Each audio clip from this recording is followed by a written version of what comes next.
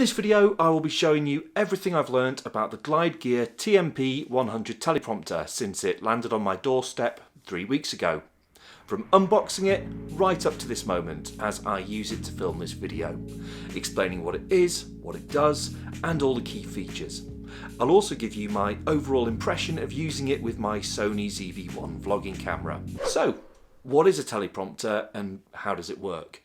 Well, teleprompters or autocues have been around since the 1950s to help television performers who have to memorise large amounts of content. You'll have seen them crop up on the TV, in the news and in the movies too. They have a genius design which enables the performer to look directly at the camera while reading a script with a little help from a beam splitter. A beam splitter is a piece of glass with a specialised mirror coating that both reflects and transmits light at the same time. Essentially, it's a mirror on one side and a window on the other. It's not dissimilar to a two-way mirror you'll have seen on the movies in a police interrogation scene, but the key difference is that a beam splitter glass has higher light transmission rate, meaning that you lose less light on the subject that you're filming. But for now, all you need to know is that the mirror on the performer's side reflects a script that sits below it, and the camera on the other side of the glass films the performer as if the glass isn't there. For a long time, teleprompters were only attainable for people in the industry. In the past, they used paper scripts, so more clunky machinery was needed to use it.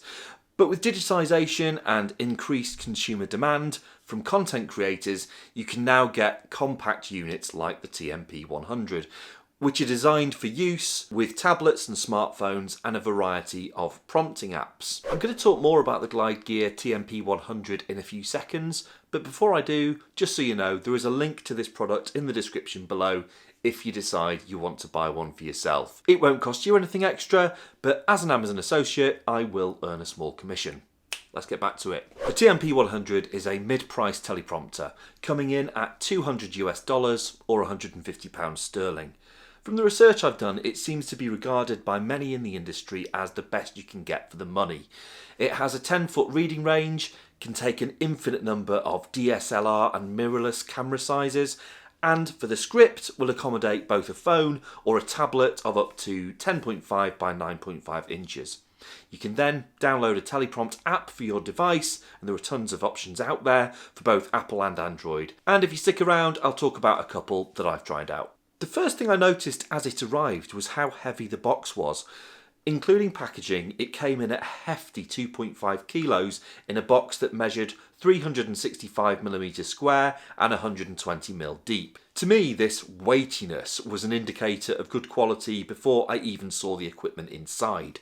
And when you consider the metal body is made of durable 6061 aluminium to support the premium impact-resistant beam-splitting glass, it becomes clear why it weighs over 2 kilos. It arrives in a smart-looking carry case with thick foam padding to give you peace of mind if you're filming on location.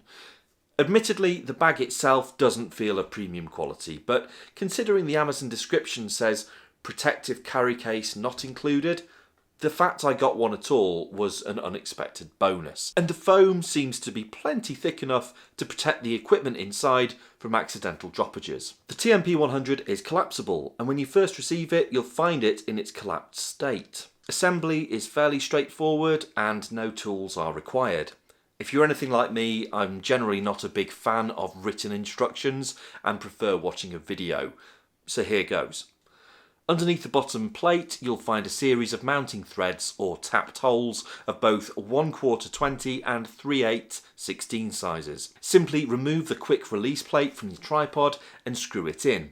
Then, once that's done, click the plate back into place with the metal body of the teleprompter attached. I have a 72-inch lightweight aluminium tripod which I bought for less than £40 and I use it all the time. I cannot recommend it highly enough. It has a maximum load of over 6 kilograms, so can easily take the weight of the Glide Gear.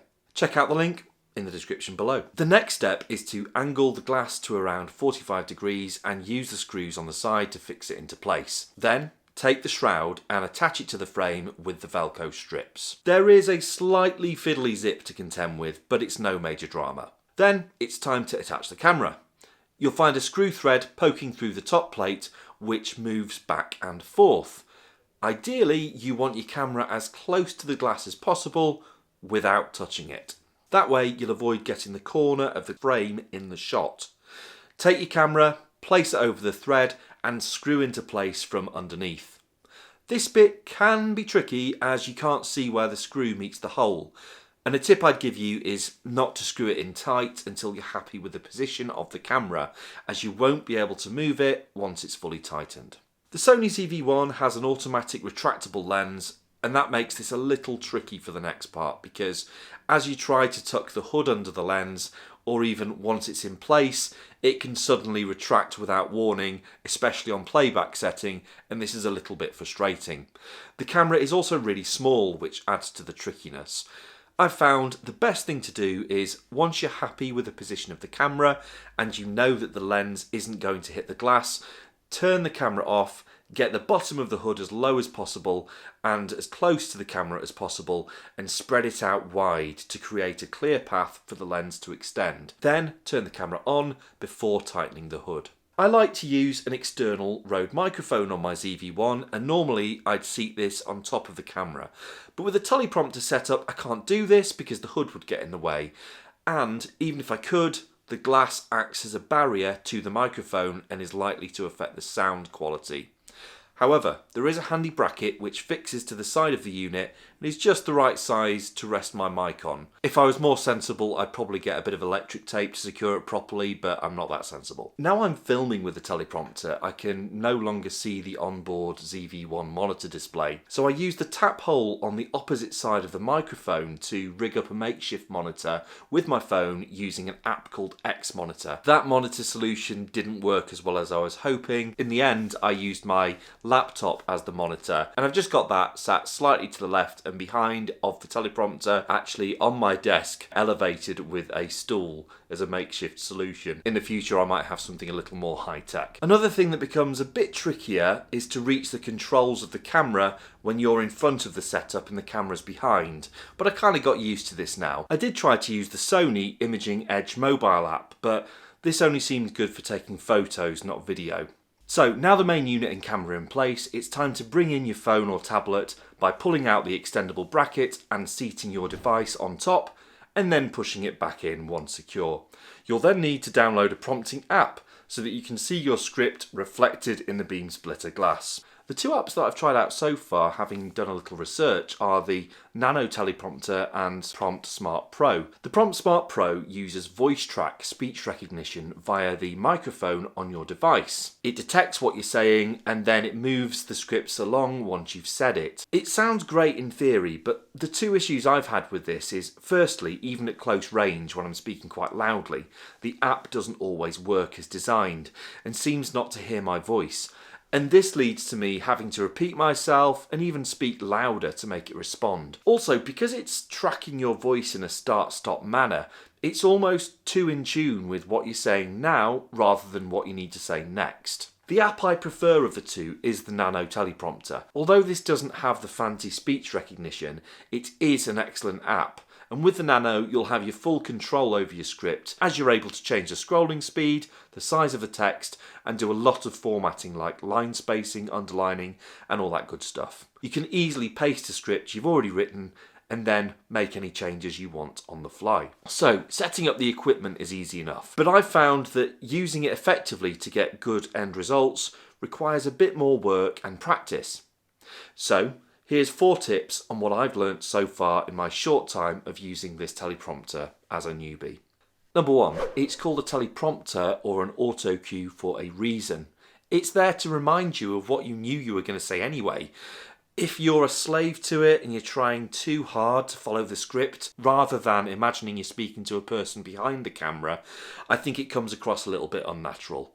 And what's helped me is to practice the script plenty of times before I start filming, and then once the camera's rolling, relax my gaze and almost look through the words. That way the script is already familiar to me and the teleprompter just helps keep me on track, as it's designed to do. Number 2, avoid eye movement that looks like you're reading. This one very much depends on the distance between you and the teleprompter. The closer it is to you, the harder your eyes have to work to see the very left and the very right of the glass, meaning that your eye movement is going to be quite obvious. I found that for close range shooting, which is generally what I prefer, using a phone in portrait and bringing the margins in on the teleprompter app to line up with the camera lens reduces the obvious left to right eye movement. If it's further away, then it's less of a problem, and you can probably just use a tablet in landscape mode because you can see the whole thing within your field of vision, and therefore your eyes don't have to do that in order to see the left and right of the script. Number 3, break eye contact. I think a good tip in general for speaking to a camera with or without a teleprompter is to build in deliberate times when you break eye contact. That might be looking away from the camera as if you're trying to search for the right words to say, or it could be blinking, because that's what you would do in a normal conversation. And if you're already familiar with the script, then you'll have the confidence to do these things. Number 4, using your hands, moving your head around, or other types of expressive movement helps you to avoid seeming robotic or wooden. And again, this is a general tip for a better performance on camera. In summary, I'd say this is a good overall product, and although I can use it for my Sony ZV1, it probably is designed for larger cameras. The metal and glass construction is of great quality and it does its job well.